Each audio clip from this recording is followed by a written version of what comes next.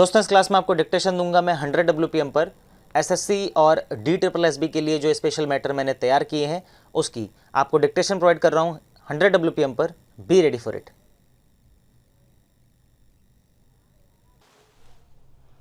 I would beg honorable members of this house, most of whom are going to be members of parliament in the future, to examine this matter in all seriousness, and here I would like to recall the words of Dr. John Mathai when he appeared before us, or rather on the only occasion in which he appeared before us, when he categorically stated that there was really no rivalry between the center and the units so far as the financial power is concerned. In reality, the center's needs are covered largely by defense, administrative expenses, and so on, and the center has no territory, so to speak, in which it has any special interest and on which it might want to spend money. Here I think I had better take note of the complaint made by honorable members from Assam. I agree that Assam may be in a very bad way, partly because of the exigencies of circumstances and partly because of the acts of its government. Whatever it may be, it would be the duty of the center and the responsibility of the future national governments to see that no province, no frontier province, no province which is economically weak is allowed to go under for want of finances. As I told the House before, there is really no rivalry between the center and the units in this matter. The provisions that we have made so far as finances are concerned are Article 268, under which there will be central levy and state collection of certain duties, particularly on medicinal and toilet preparations, the proceeds being earmarked for the states. Under 269, there will be central levy and central collection for the benefit of the states of the proceeds of succession duties, estate duties, and so on. Article 270 is the one which deals with income tax. Honorable members know that income tax, pure and simple, goes into the pool to be divided between the states and the center. Article 271 gives power to the center to levy a surcharge on income tax and other taxes for the benefit of the center. Article 272 gives the union the power to levy excise duties, the proceeds of the whole or part of which may be distributed among the states. Article 273 covers export duty on jute and jute products, which for a period of 10 years will be distributed among certain states.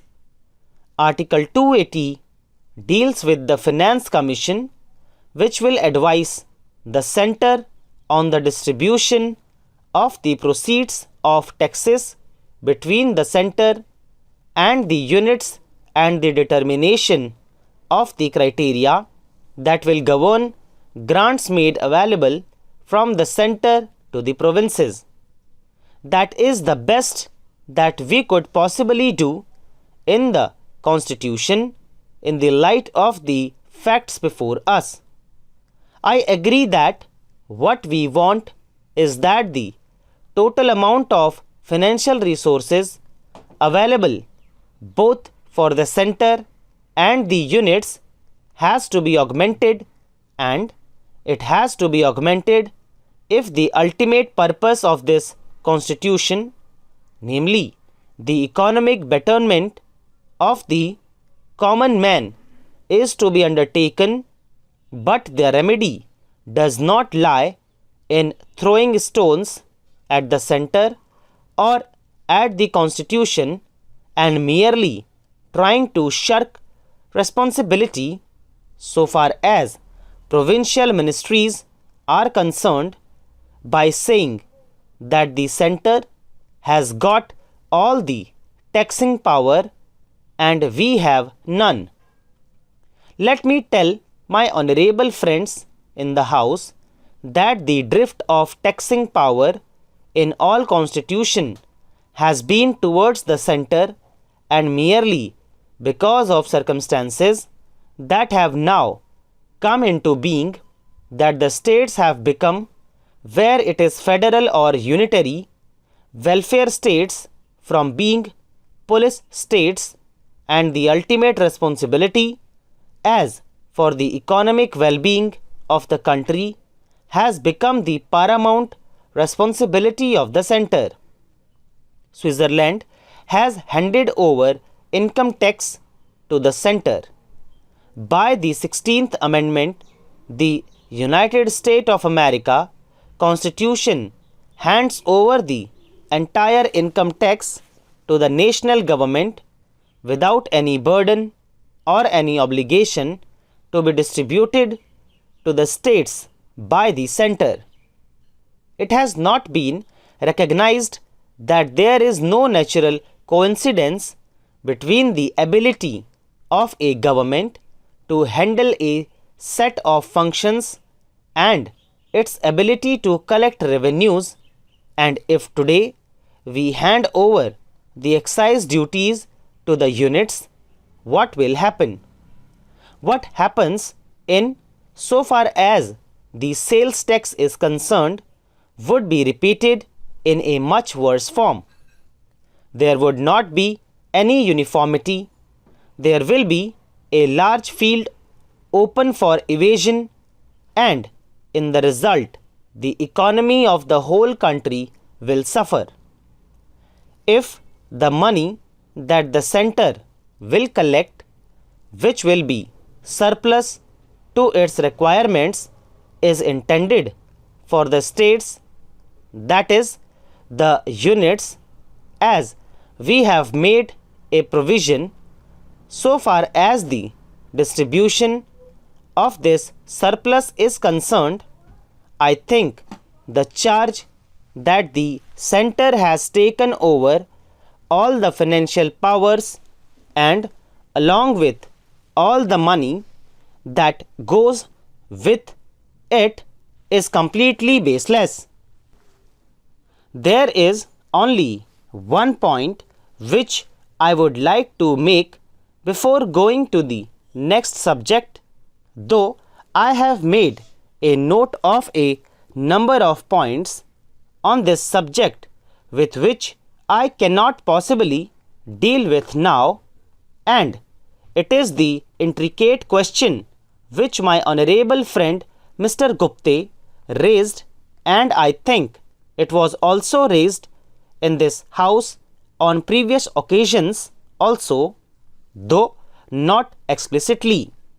It has been mentioned that one of the chief defects of this constitution is that we have not anywhere mentioned that the president is a constitutional head and the future of the president's powers is therefore doubtful.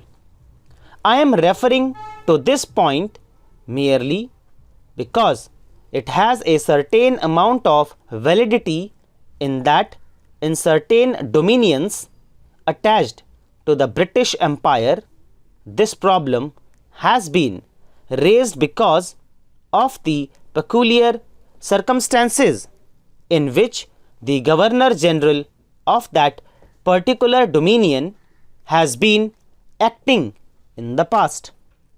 This is a matter which has been examined by the drafting committee to some extent. Stop. दोस्तों इसी के साथ ही dictation finish होती है। उम्मीद है आप लोगों ने अच्छे से लिखा होगा। मुलाकात करता हूं आपसे अगली क्लास में अगली ट्रांसक्रिप्शन के साथ। तब तक के लिए बाय बाय, टेक केयर।